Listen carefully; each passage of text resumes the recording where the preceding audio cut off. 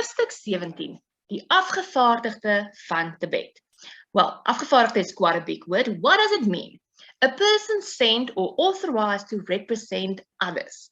In Tibet is a part of China. So, Lien is begging on the corner, and now she's going to explain a car that is approaching the red light. So, it is a wit Volvo, and there is a husband sitting, and he's got rooi hare en baie sproete, so red hair with a lot of freckles, and the wife next to him is wearing big sunglasses, maar sy's 'n suurvrou. Like sour, doesn't look friendly at all. Lien mentions that it looks like she's got a muis mondjie, like a mouse mouth. Lien calls the husband Sproet, freckle, and she will call him Sproet from now on in the book because he will appear more often in the book from this chapter. At the back seat, there's a little girl.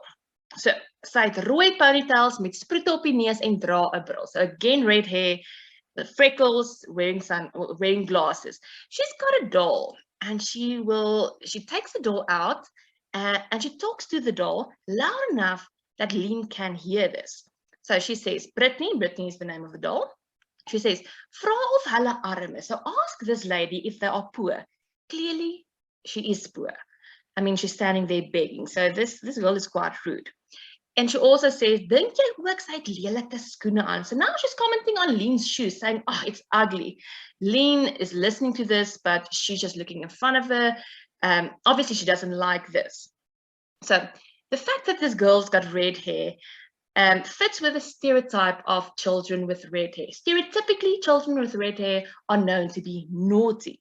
So this child fits this stereotype perfect. So the husband is actually quite friendly to Lien, making chit-chat, and also gives a lot of change. And then luckily, they leave when the robot turns green again. So Tibby is nie daar nie. Tibby's not there today. He's probably working at the rolbal. And then it's break time, and it's only Lien and Roos. So Lien is describing Roos to us. So the perm wat soos 'n pruik lyk, stokstyf en glad. So her hair is perm, but it looks like a wig. It is stokstyf, it doesn't move. En haar vel is bruin en hard, dit lyk soos leer. So her skin looks like leather, burned by the sun from standing in the sun begging every day.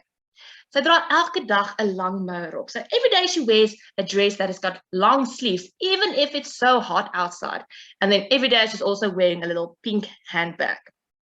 So Lien tries to make a conversation. Roos is ignoring her, but then Roos gets up to go to the bathroom, and Lien follows her. When they get out, suddenly Roos starts to walk faster, and Lien tries to keep up with her.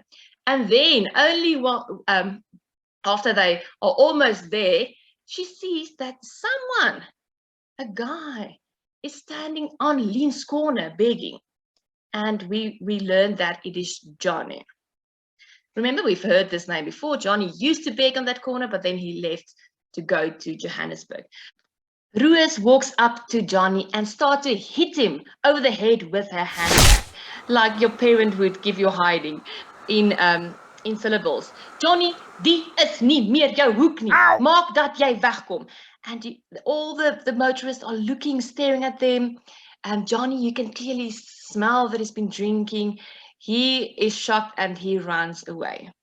Roos is out of breath, and she tells Lien that if he comes back, come and call me.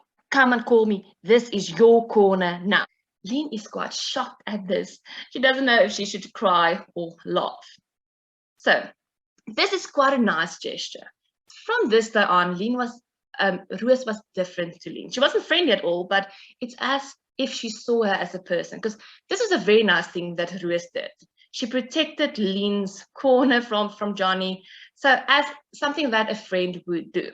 So from this day, they even had a little bit of conversation. Lien would ask her one day, wat doen haar dogter? Remember, the daughter comes and picks her up at the corner every day. And Roos says she works at an agency in town, and he's stuck. And Lien doesn't know. She's like, what agency? And then suddenly, like, it hits her, and Lien's quite shocked, and she's like, an escort agency. She's an escort. And Lien is like, why? And Roosje said, it's for the money. They need the money.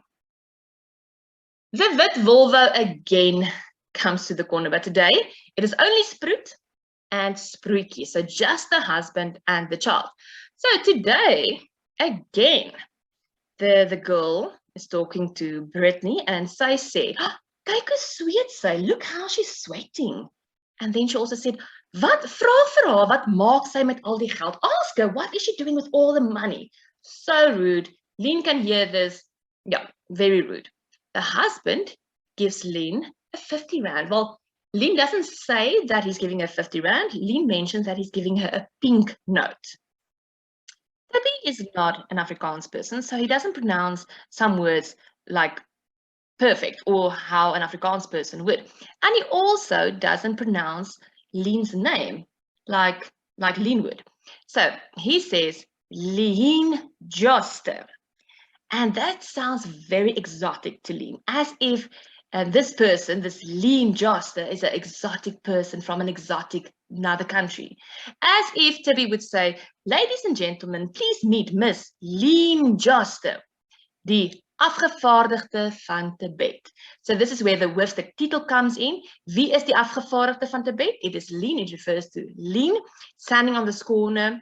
The way Tibby says her name makes her feel like this different person, this exotic person from another country. And here on the corner, she is another person than she is at home. Lien is talking to Tibby, asking him a bit about himself, like what did he do before begging. Lien also thinks that he's about 23 years old. She doesn't quite know, and he also doesn't tell her. He doesn't want to say exactly how old he is. She knows he loves soccer. Every Saturday he watches Mamelodi Sundowns, and he also used to play soccer himself for one of the Mamelodi club teams. And he tries to teach Lien about the soccer, the rules, etc. So at home, things are not going well. Lien's mom is now more drunk than sober, and they do not see her at all. She's always in a room with the wine. Sometimes Lien meets her in the morning in the kitchen, but then she's shaking, trying to get some coffee. And Lien shudders to think what's going on at work. Remember, her mom's working at Binnelandse Sake, and she's like, oh, is my mom drunk at work? What's going on there? Bram slaap nou baie meer by Dion oor, so Bram is not at home often. He clearly doesn't want to be there, so he sleeps over at Dion. And Lien is quite irritated with all of this. Her mom and even Bram not wanting to be there, and she thinks herself, she doesn't care. Sy wil net hier weg. She just wants to get away. And at the end of the chapter, Lien Googles Tibet. Okay, guys, this was Hoofstuk 17. Thank you for watching. Goodbye.